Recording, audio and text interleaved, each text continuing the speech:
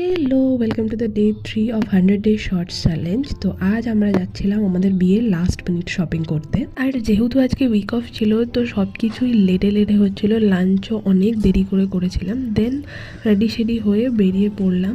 আর আমি গেছিলাম টলিগঞ্জ থেকেই শারনিশ আমাকে পিক আপ করেছিল। আমরা গেলাম গড়িয়াহাটে। বেসিক্যালি ওর ধুতিটা পাওয়া যাচ্ছিল না, তো সেটাই আমি নিতে গেছিলাম।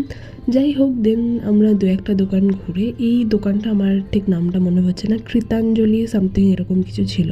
তো এখান থেকেই আমরা ধুতিটা একটু ম্যানেজ করতে পারলাম, পুরোপুরি সেম না হলেও কিছুটা ম্যানেজ করতে পেরেছি। আর সত্যি কথা বলতে আমাদের মধ্যে আর এনার্জিও ছিল না যে আবার খোঁজার, তো তাই জন্য আমরা ওই ধুতিটাই ফাইনালি নিয়ে নিই।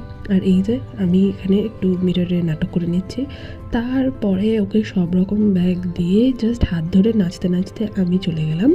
আর আমি ওকে বারবার জোর করছিলাম যে এটা আমাদের লাস্ট দেখা অ্যাজ বয়ফ্রেন্ড গার্লফ্রেন্ড, এরপরে দেখা হবে বাট টাইম পাবো না, তো চলো প্লিজ কোথাও একটা যাই, কোনো একটা ক্যাফেতে যাই, লাইক একটা ডেট। দেন অনেক জোরাজোরি করার পর ও ফাইনালি একটু রাজি হলো।